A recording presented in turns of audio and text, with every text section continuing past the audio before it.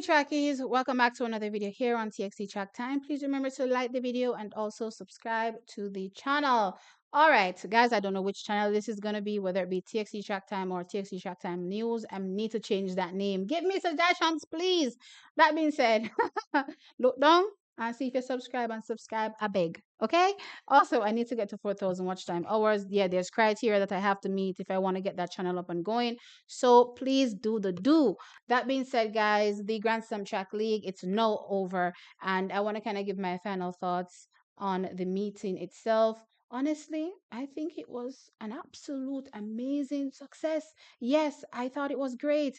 And I don't think going forward, I can watch any other track meet the same way again. Because now I'm looking at everybody sideways like, after just watching Grand Slam, a meeting that has literally just started in its infancy and they could do all these things. What's going on for you, Diamond League? What's going on for you, World Athletics World Championships? What's going on for you, Olympic Games? We need to step it up for sure. And I'm happy they kind of revolutionized the sport in a sense where a lot of thoughts have been floating around online for years. And for some reason, one reason or another, World Athletics, the Olympics, Diamond League, they haven't really been able to incorporate these things. As I said, not really sure the reason why they weren't able to do that. But now that Grand Slam has done it, now you're going to be like, well, you don't really have an excuse because you've been in the game for so long, you know? So that's literally my view when it comes to it. I thought it was a raving success. Yes, when you think about from a stadium standpoint and whether or not they were able to fill the stands, a lot more thought should have gone into that. I saw on social media where a lot of people were saying, hey, maybe they should have reached out to companies, giving them deals on the tickets, schools as well, so that this stadium could have been filled out a bit more. And also, it's kind of tricky because you're looking at the stadium, it holds 35,000 people. So you're looking at it, it kind of looks sparse from the eye test, but actually, quite a number of people were in the stadium, especially on Saturday and Sunday. So with that being said, I definitely think going forward, if they also, incorporate, the kids earlier, not, at the final hour, trying to get kids into stadium, but do it a bit sooner, then for sure, we'll be able to see the stadium, have a lot more fans. But interestingly, even though, we didn't see that many from the eye test, on the first day, you still got the energy, the vibe, the production quality was so high, and actual real track lovers were there that were well meaning to the sport of track and field and wanting it to grow. That kind of energy was just surging throughout the whole stadium, and it was just a vibe of positivity as well. And I kind of enjoyed that as well. Not kind of, I loved that part of it because everybody wants to see the sport grow and everybody worked together to make it amazing, and I thought it was absolutely amazing. Another part that I have to give them kudos for is, I remember this floating around online as well, back in the day where people would say, why is it that, when athletes retire, they're gone and forgotten? We no longer see them, adding to the sport and making the sport continue to grow and keeping, young folk engaged in terms of where did, the sport come from, right? When you watch other sporting events, the NBA, you see the major stars of yesteryear. They're always there, right? You never not see them.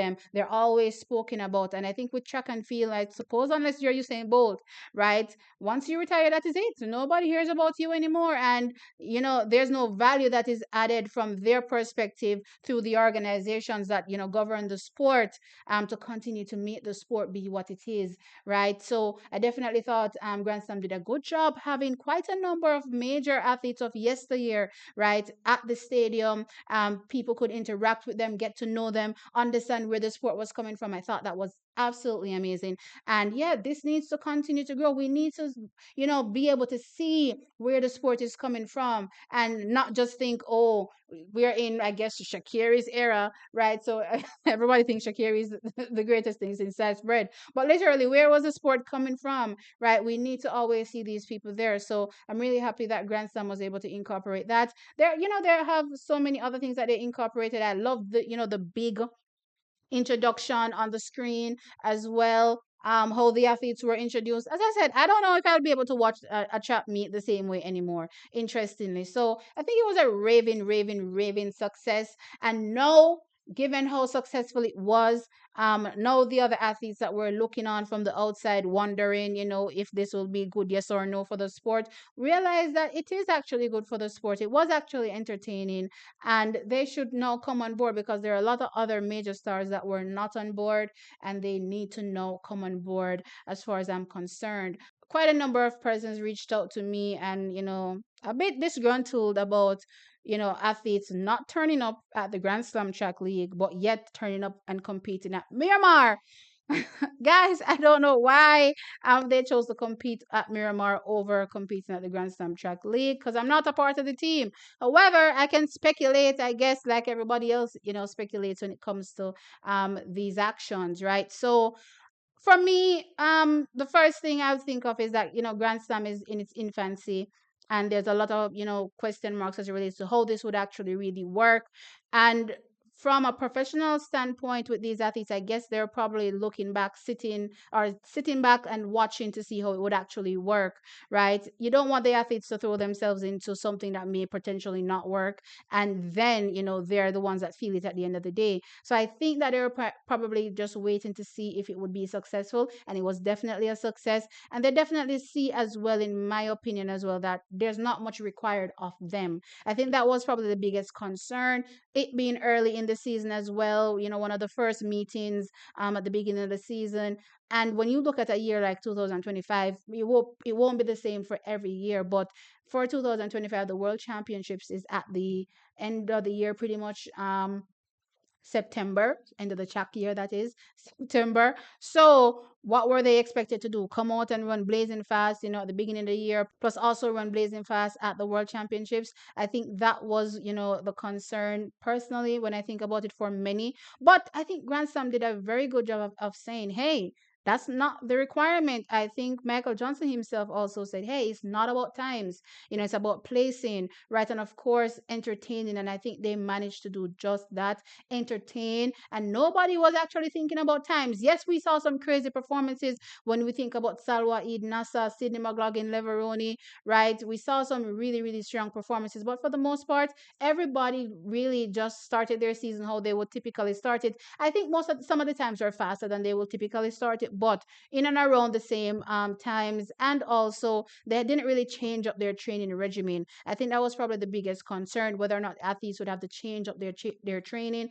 just to facilitate the Grand Slam Track League. And clearly, they don't need to do that. So, in my opinion, going forward, we will clearly see much more stars. As far as I'm concerned, for 2025, they can only be challengers since they didn't sign up. So I'm expecting to see more of the major stars sign up for Grand Slam going forward. And yeah, when it comes to 2026, maybe they'll sign up, for earlier, and we will definitely see them part of the actual signing team. Now, when it comes to uh, MVP clearly, and the athletes competing at the Miramar track league as well. And the thoughts as it relates to whether or not athletes will be able to compete strongly in two events over 3 days. Clearly, they did that. So I'm not sure what's going to happen going forward when it comes to MVP, whether or not they'll be part of Grand Slam.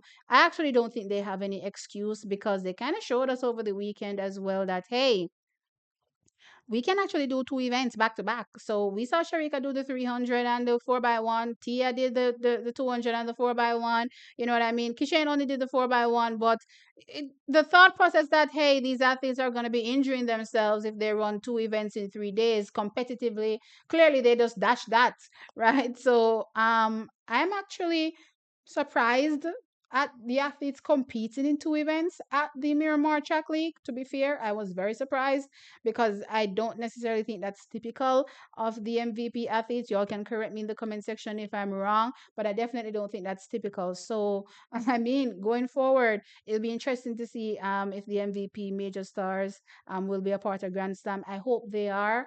If they're still going to be doing the same thing anyway, because if you're going to be going to another event and running in two events anyway, why not do it at the actual Grand Slam Track League, where you kind of rake in some real money? Because think about it. Look at Sharika Jackson. She ran the 300 and the 4x1. She could have run the 100 here and the 200 or the 200 and the 400, and still collected a major check and still did her glorified training, like some people say it was a glorified training run, right? So she could have still done that. I mean, some athletes made it very clear that the only reason they're here at Grand Slam is to make some money, and Grand Slam knows that too. So, I mean, I think athletes should take advantage of it 100% and just, be a part of Grand Slam. I think it's a great initiative. As I said, there is no real pressure on athletes to come out and overperform too soon and, lose sight of the main goal. Because, as I did say in the beginning, when I talk about the Grand Slam track league and who signs on and how much money you may get as a sign on athlete. The medals have a lot to do with it. You know what I mean? If you're not a medalist, then you probably won't be getting your worth. You know what I mean? So medals matter. So clearly, Grand Slam is not going to ask you to lose sight of what really matters, which is collecting medals at the World Championships, at the Olympic Games, whatever major global championships is on for that year. So I mean, going forward, as I said, I'm expecting to see the MVP team and other athletes that are major stars a part of the Grand Slam track league going forward because I honestly don't think they have an excuse given what we witnessed over the weekend. And as I said, I think it was a success. Athletes, ran within themselves as far as I'm concerned, didn't do too much and still were able to earn and still they entertained. And Grand Slam is literally on the tip of everybody's tongues now because of how successful of a production it was. But anyway, guys, let me know your thoughts in the comment section. Were you disappointed as well, seeing that, major stars turned up for the Miramar meet and not the Grand Slam Track League and also competed in two events when they could have done the same thing there? Are you of the thought that, hey, we need to wait and see. We want to see if it's going to work before we throw ourselves in. I definitely think that's part of it. But anyway, let me know your thoughts. But yeah, track is, I'm interested to let know now, in the comments, of course, what did you all think about the Grand Slam Track League? Did you think it was a success? What can they do better to make sure that, stadiums are filled? I think it's going to be case by case, where they go, and everything right now is trial and error. They're in their infancy, so nothing is going to be perfect from the outset. Understanding Jamaica is one thing, understanding the next location is another, and the other location is another. So what works for Jamaica may not work for the next location as well in terms of getting fans in the stadium. So I think after this year, for sure, they'll have a better understanding as it relates to the market, and of course delivering on making sure that, yeah, these stadiums are filled out. Absolutely. But anyways, I said, let me know your thoughts in the comment section below. Like the video, of course, and subscribe to the channel. I'll catch you on the next one. Bye.